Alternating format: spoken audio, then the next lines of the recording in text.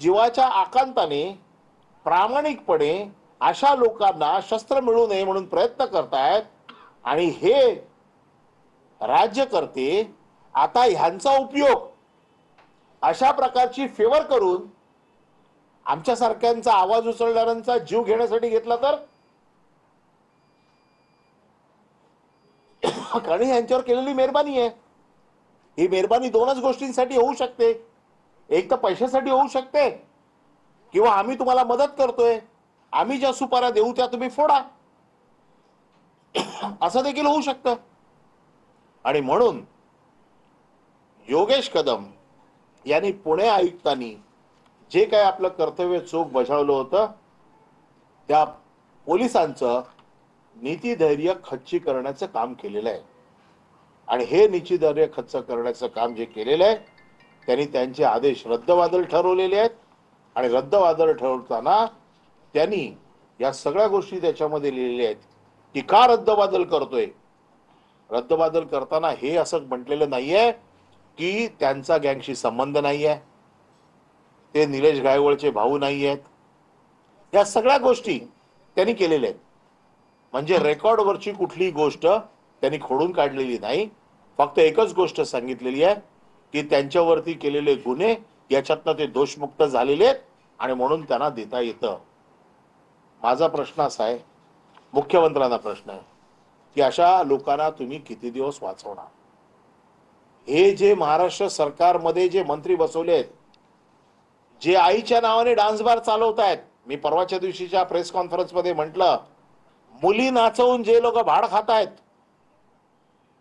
दलालीचे पैसे खात आहेत आणि गँगस्टर लोकांना पोषण्याचं काम करतायत, अधिकृत शस्त्र परवाना या गँगस्टरच्या हातामध्ये देण्याचं काम हे सरकार करतंय. एका बाजूला तुम्ही लाडकी बहीण सांगताय, एका बाजूला लोकांची सुरक्षा सांगताय, मुख्यमंत्री आपली प्रतिमा जपण्याचा पूर्ण प्रयत्न करतायत आणि हे मुख्यमंत्र्यांच्या प्रतिमेवरती दररोज चिखल फेकतायत. आणि मुख्यमंत्र्यांची काय अडचण आहे मला अजूनही समजत नाहीये की या मुख्यमंत्र्यांना असे मंत्री का मांडीला मांडी लावून यांनी ठेवलेले आहेत. कुठली अडचण त्यांच्या समोर आहे मला माहित नाही. पण आज शिवसेना म्हणून मी सांगतो की आता महाराष्ट्राच्या जनतेला या गोष्टींचा वीट आलेला आहे की मुख्यमंत्र्यांनी जर याच्यावरती लक्ष देऊन याच्यावरती कारवाई केली नाही तर शिवसेनेला रस्त्यावरती उतरावं लागेल. मी मुख्यमंत्र्यांची भेट घेणार आहे, मुख्यमंत्र्यांना याच्या बाबतीमध्ये एक निवेदन देणार आहे, शिवसेनेच्या वतीने ही मागणी करणार आहे की या मंत्र्याची ताबडतोब मंत्रिमंडळात हकालपट्टी करा, अन्यथा येणाऱ्या अधिवेशनामध्ये शिवसेना अधिवेशनात आवाज उचलेलच पण त्याच्या अगोदर शिवसेना रस्त्यावरती उतरल्याशिवाय राहणार नाही. आणि रस्त्यावरती उतरायचा जो काय कार्यक्रम आहे हा कार्यक्रम मुख्यमंत्र्यांच्या भेटीनंतर मी आपल्या समोर पत्रकारांसमोर ठेवीन. परंतु आता योगेश कदम यांना मंत्रिमंडळातनं हकालपट्टी केल्याशिवाय शिवसेना गप्प बसणार नाही हे आज आपल्या माध्यमातून मी जनतेला सांगू इच्छितोय. कारण लोकांच्या सुरक्षेची जरी सरकारला काही पडलेली नसेल तरी एक विरोधी पक्ष म्हणून आज आम्ही लोकांच्या जनतेच्या जीवाची काळजी घ्यायला बांधील आहोत आणि म्हणून आम्ही आज ही भूमिका घेतलेली आहे. ही भूमिका शिवसेना पक्षाची आहे आणि ती भूमिका आपल्याला कळावी म्हणून आज आपल्याला इथे मी बोलवलेलं आहे. यासोबत आणखी आरोप केले गेले आहेत की राम शिंदे यांचा दबाव होता त्यामुळे कदाचित शस्त्र परवाना दिला गेला का, अशा प्रकारचे वेगळं वन लावण्याचा प्रयत्न केला गेला. त्यांच्या निकट कोणाचाही दबाव असेल, त्यांच्या निकटवर्ती असं ते म्हणत. माझा साधा प्रश्न आहे, कोणाचाही दबाव असेल, मी मंत्री आहे, मी अर्धन्यायिक जज आहे, एखादी जजमेंट लिहिताना मला माझ्या अधिकाराची जाणीव असली पाहिजे. कोणाचाही दबाव आहे की नाही याच्यात मी जात नाहीये. माझं मत असं आहे की योगेश कदम यांची सही आहे, योगेश कदम यांनी आदेश पारित केलेला आहे, योगेश कदमच याला जबाबदार आहे. योगेश कदम यांनी कालच ट्विट केलं, त्यांचं असं म्हणणं आहे की हे जे सगळे आरोप आहेत ते दिशाभूल करणारे आहेत. योग्य ती अहवाल आला त्यानुसार आणि त्यांचे जे गुन्हे आहेत ते प्रलंबित नव्हते म्हणून मी हे जे आहे ते केलं. मी परत सांगतो, गुन्हे नाहीत हा पोलिसांचा रिपोर्ट आहे. पण त्याचबरोबर पोलिसांचा रिपोर्ट हा देखील आहे की हा गुंड आहे, गुंडाचा भाऊ आहे, हा सगळ्या अशा अँटी सोशल ऍक्टिव्हिटीज मध्ये याची इन्व्हॉल्वमेंट आहे आणि म्हणून ह्याला आम्ही परवाना नाकारतो आहे.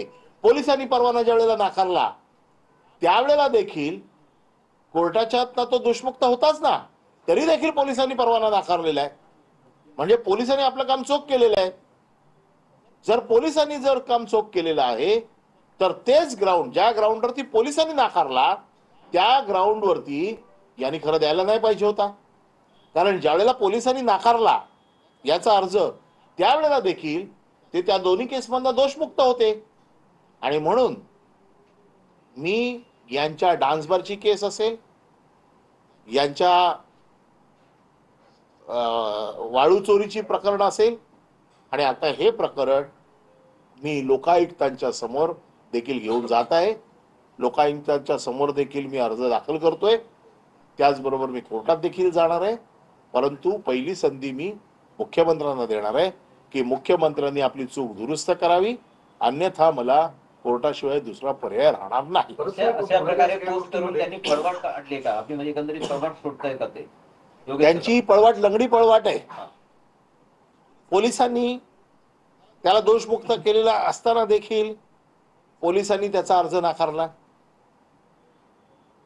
जे कारण ते सांगतायत की दोषमुक्त केलेले आहे, उद्या निलेश गायवळचे सगळे गुन्हे जर सुटले तर तुम्ही देणार निलेश गायवळला परवानगा? उद्या दाऊद मुंबईत आला, दाऊदच्या समोर कोण साक्षीलाच गेला नाही आणि दाऊद जर दोषमुक्त झाला, तुम्ही दाऊदला रिव्हॉल्वरचं परमिशन देणार? त्याची पार्श्वभूमी काय तपासणार नाही? पोलिसांनी पार्श्वभूमी लिहिली ना त्यांच्या रिपोर्टमध्ये. पोलिसांच्या रिपोर्टमध्ये पोलिसांनी सगळं म्हटलेलं आहे. हे लंगडं समर्थन करतायत की दोषमुक्त आहे म्हणून आम्ही दिला. अरे पण तो गुंड आहे, वेल नोन गुंड आहे, वेल नोन गुंडाचा भाऊ आहे. आता त्याचा भाऊ देशातनं पळून गेलेला आहे. सरकारचं नाक कापलेलं आहे की खोट्या पासपोर्टच्या आधारावरती आता त्याचे आका कोण आहेत ते पण येतील बाहेर. परंतु हा तर किमान सापडलेला आहे, पेपरवरती सापडलेला आहे. त्यामुळे ह्याची सुटका नाही. हे कारण लंगडं समर्थन आहे. ज्या कारणास्तव पोलिसांनी नाकारलं त्यावेळेला देखील कोर्टातनं तो दोषमुक्त झाला होता, तरी देखील पोलिसांनी नाकारला. पोलीस काय मूर्ख आहेत का नाकारायला? म्हणजे पोलिसांचं मन